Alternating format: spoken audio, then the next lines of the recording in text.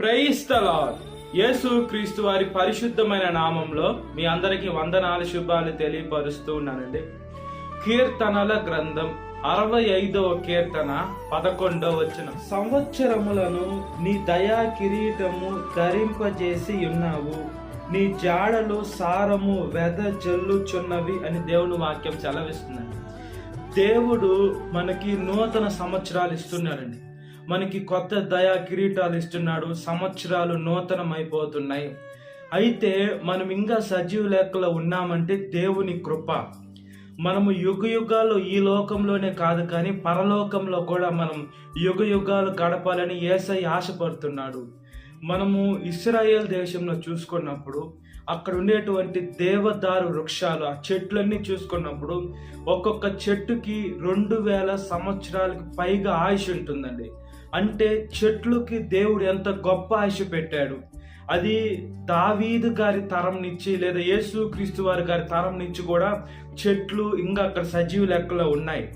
మనుషులైతే అనేక 100 తరాలు, 2000 సంవత్సరాలు అంటే దాదాపు 100 తరాలు దాకా గడిచిపోయి ఉండొచ్చు. 100 పైనే ఎక్కువే గడిచిపోయి ఉంటాయి.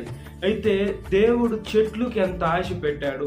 మనము ఈ లోకంలో అంత ఆయుష్ లేకున్నా కూడా మనం పరలోకంలో మనం యుగ యుగాలు గడపాలి, మన తండ్రితో ఉండాలని దేవుడు ఆశపడుతున్నాడండి. మనకి నూతన సంవత్సరాలు ఇస్తున్నప్పుడు మనము మన జీవితము నూతన పరుచుకునేటువంటి బిడ్డలుగా ఉండాలి. మన జీవితంలో పాపము, ఈ లోకంలో శరీరాశ, నేత్రాశ, జీవటమం అంతా మనం కొట్టి వేసుకుంటూ రావాలండి. మనుషులం కాబట్టి ఏదో ఒక రకంగా మనం పాపంలో పడే అవకాశం ఉంటుంది. కాబట్టి ప్రతిరోజు, ప్రతి పూట, ప్రతి గంట, ప్రతి నిమిషము, ప్రతి సెకండ్ కూడా మనల్ని మనం పరీక్షించుకునే బిడలుగా ఉండాలి.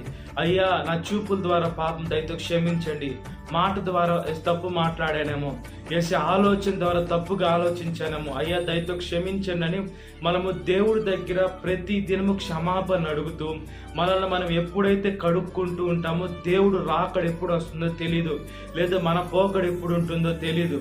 మనం దేవుడు రాకడ వచ్చినా మన పోకడ వచ్చినా కూడా మనం పాపాలన్నీ ఒప్పుకొని విడిచిపెడతాం. కాబట్టి మనం పరలోక రాజ్యానికి వెళ్ళేదానికి అవకాశం ఉంటుందండి. లేకుంటే మనం ఇక్కడే కానీ మనం విడవబడితే చాలా ఇబ్బందులు పడాలి, చాలా కష్టాలు పడాలి. దేవుడు మనకి తినేదానికి తిండి, కట్టుకునేదానికి బట్ట ఇవన్నీ ఇచ్చి దేవుడు మార్గంలో నడవమంటే ఈ లోకంలో మనుషులు దేవుణ్ణి దూషిస్తున్నారండి, దేవుణ్ణి ద్వేషిస్తున్నారు. దేవుడు కానే వాటికి మొక్కుతూ తమ జీవితాలని నరకంలోకి, సాతానికి అప్పచెప్పుకుంటున్నారండి. కాబట్టి మనం దేవుని ఆత్మను కలిగిన బిడలుగా ఈ లోకంలో మనం చాలా జాగ్రత్తగా బ్రతకాలి. దేవుడు మనకి కొత్త సంవత్సరాలు దయా కిరీటాలుగా ఇస్తున్నాడు.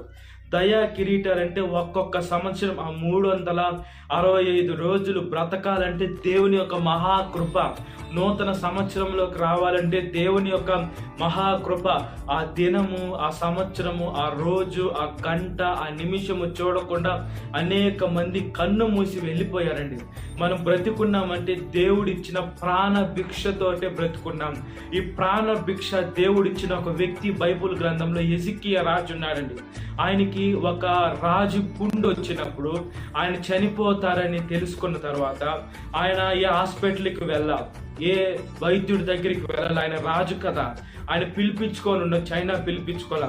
అవి తగ్గవని ఆయనకి తెలుసు, ఎక్కడికి వెళితే తగ్గుతాయని కూడా ఆయనకి తెలుసు. కాబట్టి మోకాలు వేసి దేవుడికి ప్రార్థన చేస్తారండి. అయ్యా, నా ప్రార్థన దయతో ఆలకించనని గోడ వైపు తిరిగి ఎక్కి ఎక్కి ఏడుస్తాడు ఆ రాజ్యానికి రాజు. ఆయనకుండే రోగాన్ని బట్టి ఆయన చనిపోతాడని వైద్యుని పిలిపించుకొని దేవుడి దగ్గర ఏడుస్తాడు. ఆయన విశ్వాసం ఎంత గొప్పగా ఉంది. అయితే ఆయన ఎప్పుడైతే ఏడుస్తాడో దేవుడు నిజంగా ఆయన మొరపెట్టాను, మొరను విని దేవుడు సాక్షాత్తు 15 సంవత్సరాలు పెంచారండి. దేవుడు సంవత్సరాలు ఆయనకి 15 సంవత్సరాలుగా పెంచారు. అదేవిధంగా బైబిల్ గ్రంథంలో అనేక మంది చనిపోయిన వారిని దేవుడు కుళ్ళిపోయిన శరీరమైన లాజరు గారిని కూడా లేపాడు. దేవుడు అనుకుంటే ఏదైనా జరుగుద్దండి. మనుషులు అనుకుంటే చిన్నది ఇటు నుంచి అటు కదిలీలేరు. దేవుడు చిత్తం లేదే ఏమి చేయలేరు. దేవుడికి వ్యతిరేకంగా ఈ లోకంలో ఏ మనుషుడు ఏమి కూడా చేయలే, పనికి రానటువంటి దుమ్ము లాంటి మనుషులండి మనం. ఈ లోకంలో మట్టిని తీసి ముద్ద చేసుకొని దేవుడు ఆయన ఊపిరిని మనలో ఊదాడు. మనం దేవుని బిడ్డలై ఉన్నాం, దేవుడు శ్వాస పీల్చుకుంటున్నాం. అలాంటిది మనం దేవుడికే వ్యతిరేకంగా మారితే దేవుడు ఎంత బాధపడతాడు.